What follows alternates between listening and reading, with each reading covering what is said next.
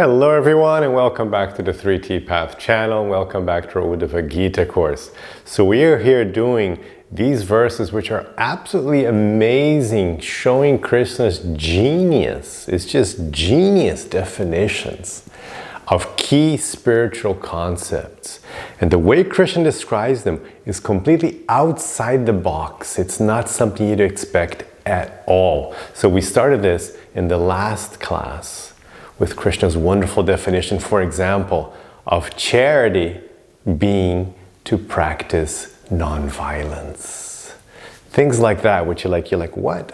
Charity means giving. So he gives these completely outside the box definitions, pure genius, and they show you the path forward. They really give you not only the definition of something that's very important, but a means to achieve that state which you wouldn't have thought of before. So really wonderful section. And of course, if you want to see all the previous classes in this course, all you have to do is become a member of this channel. The instructions are here in the description of the video. And then you go to Uddhava-gita.com and you can see the whole course there. This is already our class 122. So there's lots of content for you. So here we are. This wonderful section is in the 11th canto, 19th chapter, verses 36 and to 39.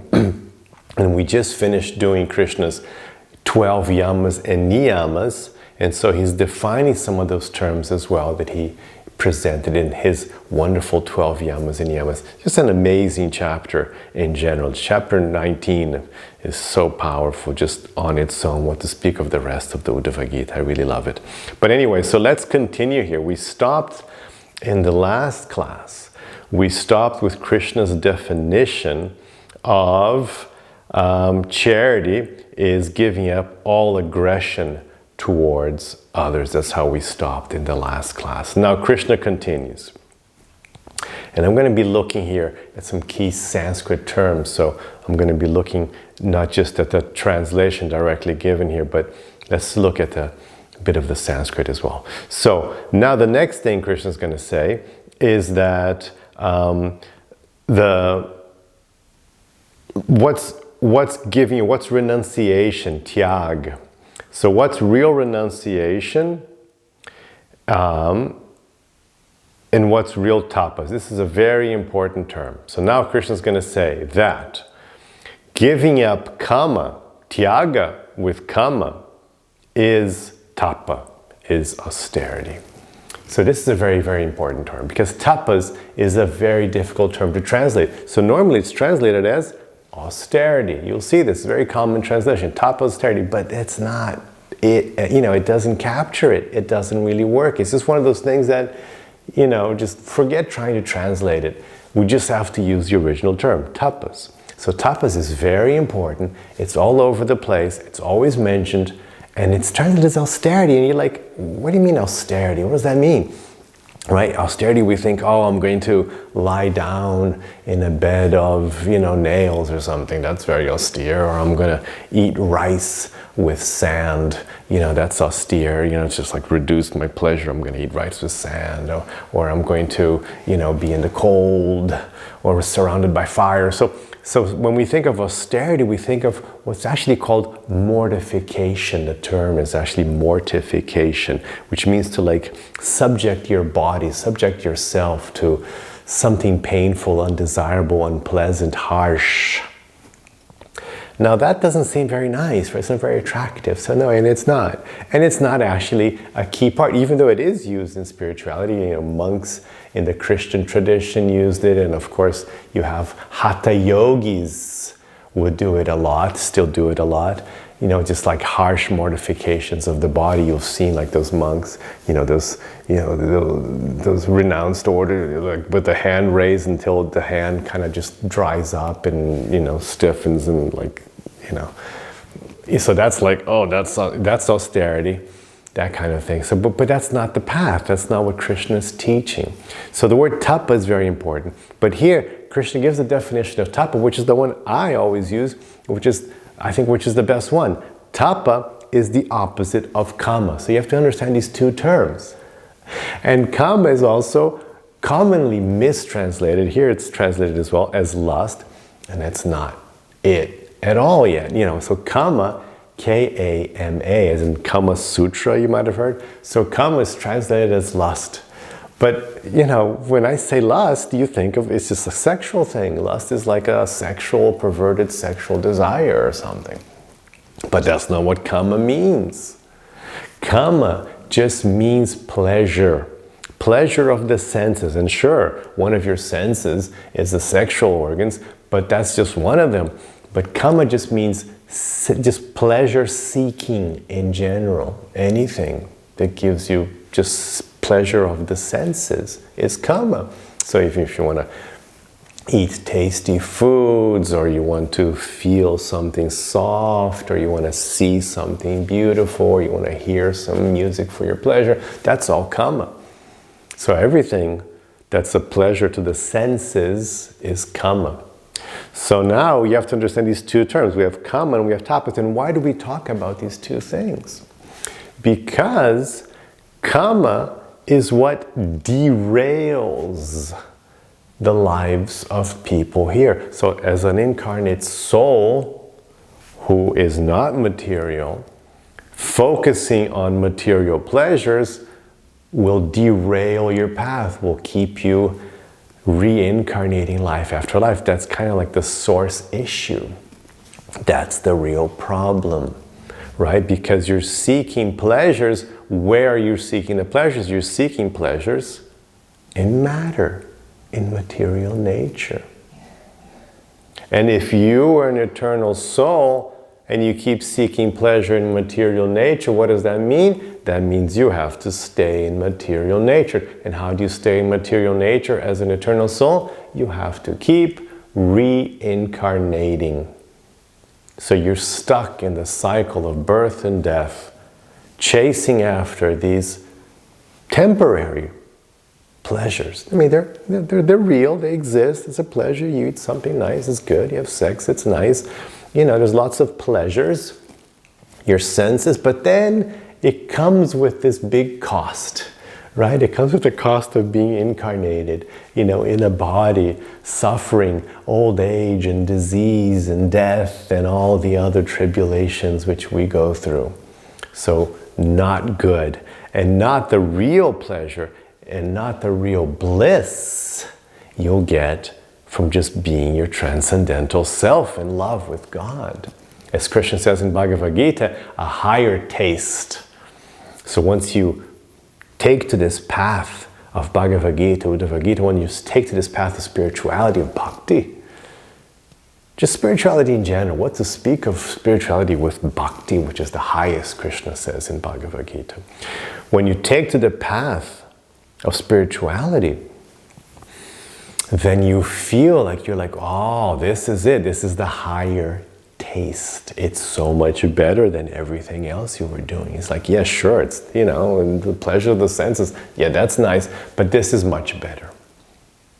And we can have a bit of both. We can have the cake and eat it too. We can have a bit of both. You offer the cake, it's prasadam, so then, you're eating prasadam cake, you're okay. So you can literally have the cake and eat it too. You can have the pleasures of the senses, they come naturally with life.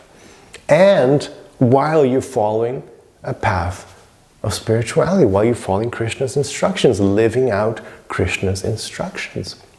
So you can be a self-realized bhakti yogi and still be experiencing pleasures in life, because it's normal. You have the nice prasadam, you have nice food, you have nice things you're going to see. The deities are nice.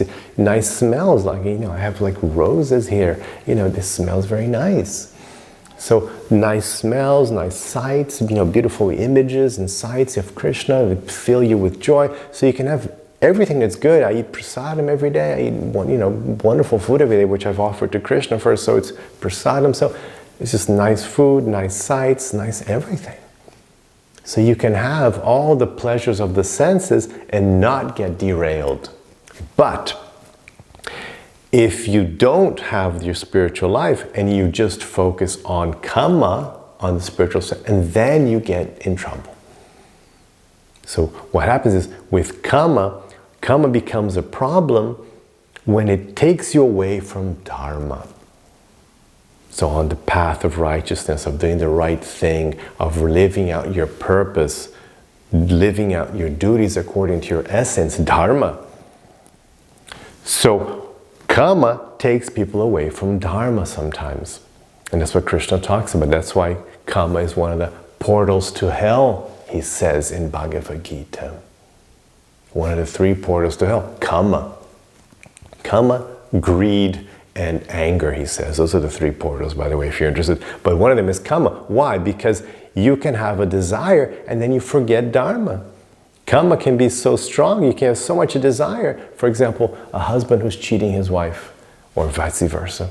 So the kama, the desire, then it's like, that would be lust. That would fit the definition of lust. So you have like this kama for sexual pleasure, which then overrides dharma. It becomes so big, it takes over your mind, and you lose yourself, you lose control of your actions. So then you commit something that's sinful.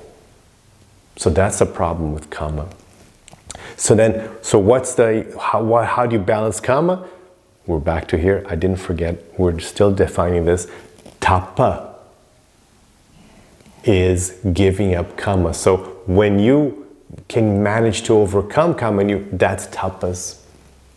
Tapas means that kama does not drive you. That's the key point. Don't be driven by kama. Kama will come naturally, but don't be driven by it, because then it becomes a portal to hell. And how do you control that tendency to be led by the desire for pleasure? Tapas. That's the word, tapas.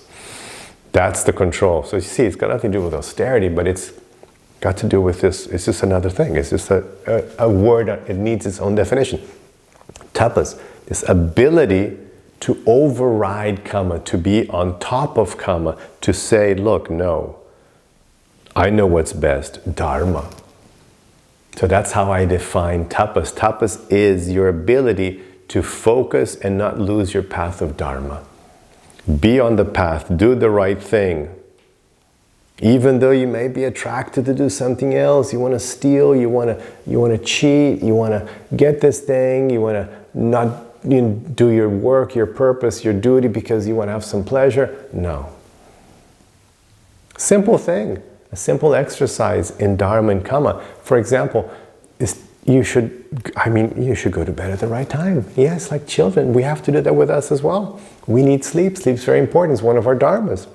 It's one of our important natural dharmas, I call in the 3T path. So then you have to go to sleep at the right time. But you might be like, oh, I'm watching this movie, it's fun, I want to keep watching, I'm playing this video game, I want to keep watching, I want to keep scrolling through my social media. So that's kama, that's a desire. But if you have tapas, you say, no, we'll do that at some other time, but now it's time to sleep. That's how you have to deal with yourself. Because your mind is like a little child, like a little monkey. So it's like, oh, you just want to do this, you want to do that. But you need that intelligence, you need tapas to regulate your life, to be self-disciplined in that way. So that's an example of tapas over kama. And you were having your kama, you're watching a movie, it's okay, you're playing, because there was a moment for that. Leisure is part of it. Leisure is part of our natural dharma, Krishna says. So you had your leisure time, but now it's time to do something else. So you have tapas to control that. Control your kama. Keep your kama in check. So that's what happened. So that's the definition Krishna gives of, let me just do this. Okay, that's the definition Krishna gives of tapas. So tapas is controlling kama. Very good. Next definition. This is beautiful. What is real heroism? What is real heroism? Krishna says real heroism is to be able to conquer one's self. That is a beautiful, beautiful definition. Swabhava. So sodium is to be able to conquer yourself, your swabhava, your own nature. That's how Krishna defines heroism. Sodium is swabhava vijaya. Vijaya, victory. So victory over swabhava, your nature. Swabhava means your nature. That's heroism.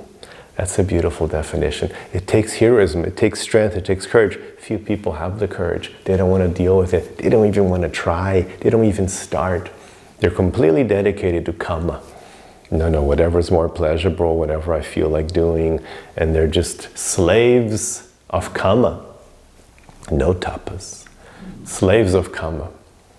So now you have to be a real hero to like, no, wait a second, there's a higher purpose, there's a higher meaning to life, there's a higher me, a higher self. I have to find myself and then live that life. So that's heroism. I love that one. Next one. Reality is seeing the Supreme Personality of Godhead everywhere. So that's really interesting, right? Reality. Satyam, truthfulness, reality, satyam. What is truth? What is real? What is the most real thing? Krishna says, satyam samadarshan, seeing this equal vision everywhere. So samadarshan, that's reality. When you see equal, when you have samadarshan. So actually in Sanskrit, the real thing is, Krishna is saying, is satyam samadarshana. So when you can see with equal vision, Krishna talks about this samadarshana in Bhagavad-gita. And how do you see everywhere? That's where the translation comes in, because you see God in everyone. You see that everyone is soul. You see that everything is God's energy. So when you're talking about things that aren't alive, the different objects of the world, the mountain and this and the computer and harmonium, so these things are all material energy. It's all Krishna's material energy. So it's all the same in that sense. It's all just prakriti. And when you see living beings, you see a plant, you see a human, you see a bird, you see an elephant and a dog, what you're seeing Atma, you're seeing an eternal soul just like you within a body made of matter, Prakriti. So you're seeing a combination of Atma and Prakriti. But they're the same everywhere. They're also, and what's an Atma? An Atma is a part of Krishna, Amsa. Krishna says, Mame Vamsa Jiva Loke. So these are all parts of me. Mame Vamsa, my parts. So you see soul, you see energy, you see material energy, you see soul as spiritual energy. These two energies belong to God. Krishna says, these are my two energies. In Bhagavad-gita, Krishna explains in the beginning, chapter 7, my two energies. Soul, you have this higher energy, the souls, and then you have the lower energy, which is Prakriti, which is the material energy. So everywhere you look, Samadarshan. It's all the same, it's all God. So seeing God everywhere is Satyam. Next, what is truthfulness? Truthfulness is, let me see here the Sanskrit.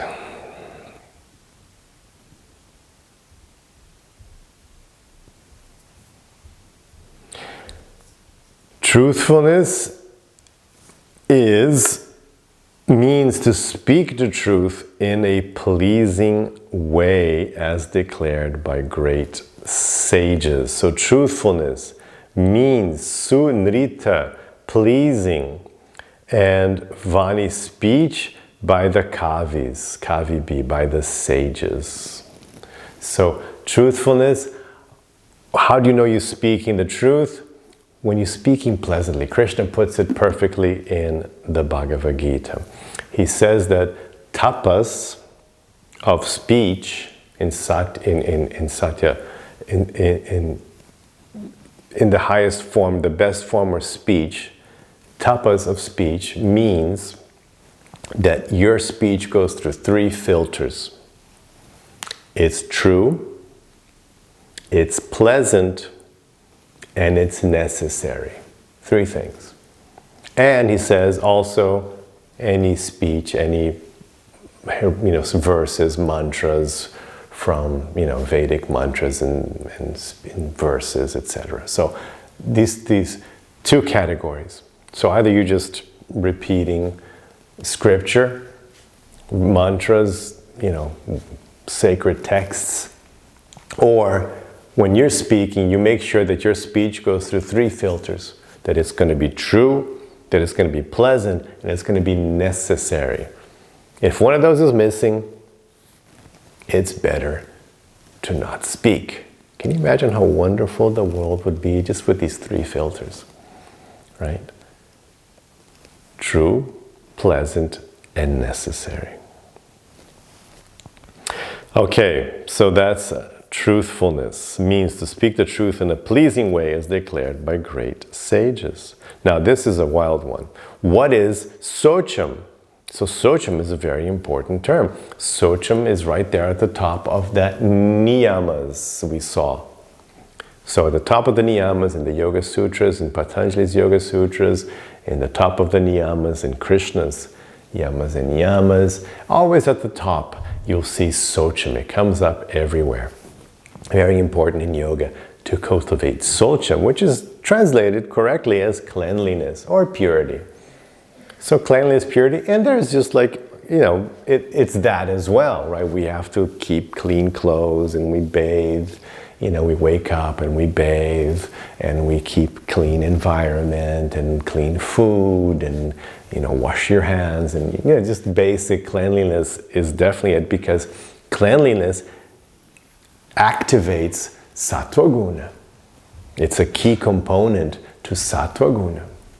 So as you cultivate cleanliness, you generate sattva guna, which then gives you a much better, which helps your mind, your consciousness to be in the right state, to be able to absorb other things, to see reality clearly. Very important. So this cleanliness is a key component, is a principal pillar of sattva guna. So it's very important. So that's cleanliness in general. But here, Krishna defines cleanliness in a completely different way.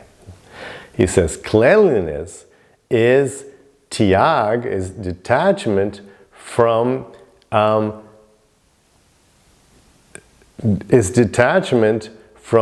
fruitive activities.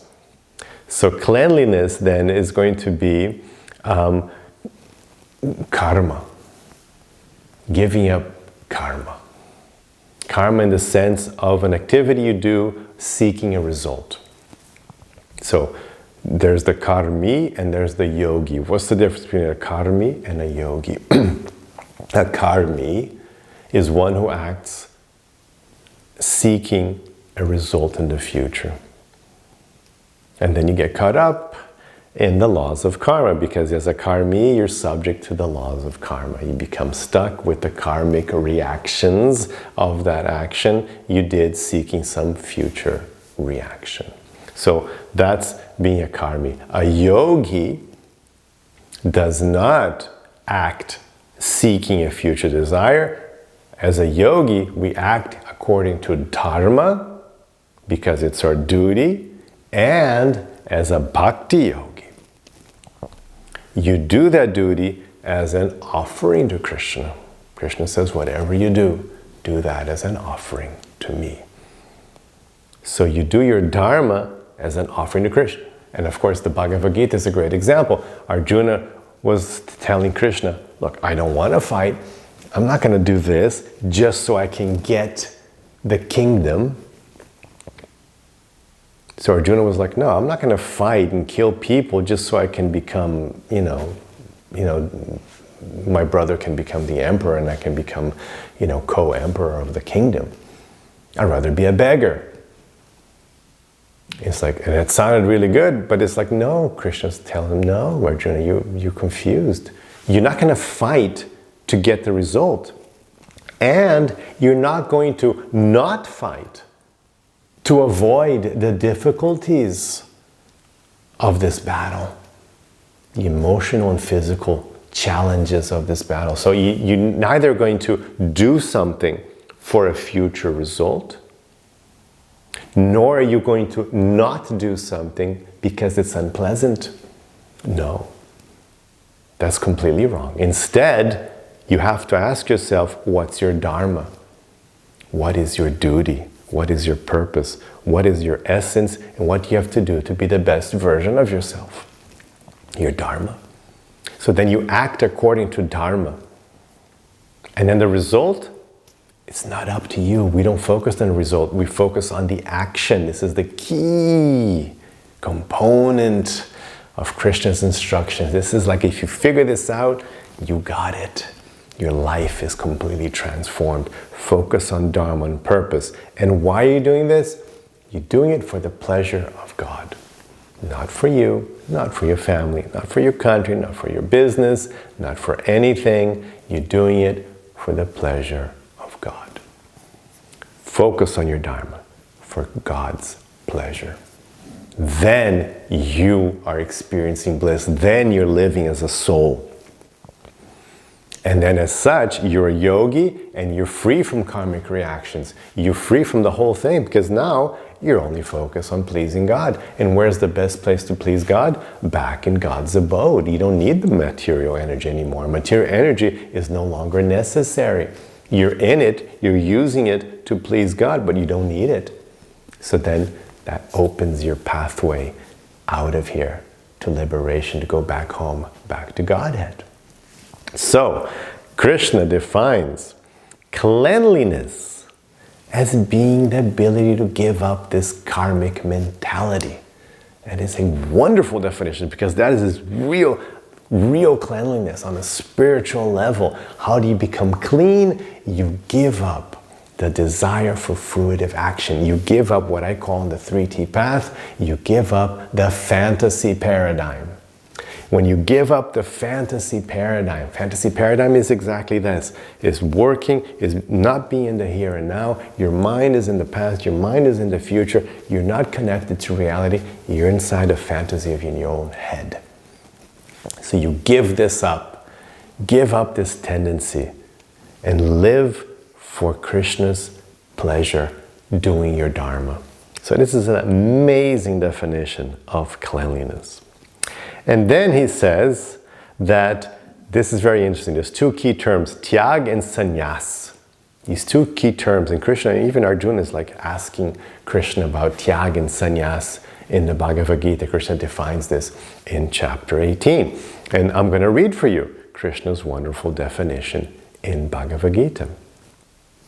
So Krishna says in Bhagavad-gita, verse 2 of chapter 18, he says this, the Supreme Personality of Godhead said, so giving up activities that are based on material desire, giving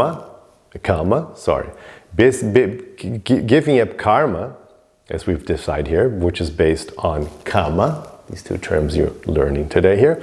So giving up activities, karma, based on kama, on desire for pleasure, is what we call sannyas. And giving up the results of activities is what we call tyag. So this is how Krishna defines sannyas and tyag in Bhagavad Gita. Sannyas means you're no longer acting based on desire, based on kama. Because now you're acting according to your dharma for the pleasure of Krishna bhakti. And that's a sannyas, that we all have to be sannyasis. Sannyas is also an order, like, you know, in the varnashrama system, we did a whole chapter on the sannyas, varnashrama dharma. We did a whole thing on that here in this course. If you haven't seen it, you can go back and see it. But so that's when you say sannyas, sometimes you think, oh, it's an old man, you know, with a staff and is wearing, you know, some orange robes and, you know, begging bowl. So that's the traditional version of. So that's one thing. But actually, the way sannyas is defined in Bhagavad Gita is not like that. It's more, we all have to be sannyasis. Doesn't matter what your age is, doesn't matter if you're married, you have to be a sannyas. We all have to be a sannyas in this sense, in the true sense of the term, where you are now giving up the desire, the activities based on kama. You're not guided on karma for your activities. You're based on dharma. So we have to be sannyas. And then tyag is to give up the results, to not be focused on the results. Again, to be in the here and now, focused on your action. These are very important topics, and Krishna's like trying to cover it with different ways. So that's what he's saying. He's saying that cleanliness is giving up these activities, and then actual tyag is sannyas. So then he says actual tyag and sannyas, they're kind of the same thing, because tyag and sannyas, same thing. If I'm not acting for desire, I'm acting out of dharma, but then also I'm not desiring the result. Because you could act out of dharma, but kind of still desiring the result. So that's what people would do. They would act out of dharma to get the result of being promoted to the celestial kingdom, for example. So you do the right thing, you behave well to get a promotion, to get good karma, because that's how you get really good karma. You do your dharma, you get really good karma. So you could just be doing really good dharma, just doing all the nice things, being a correct person, dutiful, honest, ethical, moral. You can do all that just because you know, and it's true, you'll get lots of good karma from doing that. And then in the future you'll have wealth and fame, and if you do it so much, you have so much good karma, you don't even stay in the planet, on planet Earth. You go to the heavenly kingdoms of Indra. It says even that if you spend 100 lives doing your dharma, you get promoted to the position of Lord Brahma. You get to have a whole universe for yourself. But because we're also practicing tyag, no, we don't want the fruits of these activities. I'm not doing the dharma so I can get the fruits, the results of my activities. I'm doing my dharma for the pleasure of Krishna. So that's it. Let's stop here for now. We're going to continue with some more wonderful definitions by Krishna in the next class. And I hope you've enjoyed that, and have the rest of your day with lots of peace and lots of love. Hare Krishna.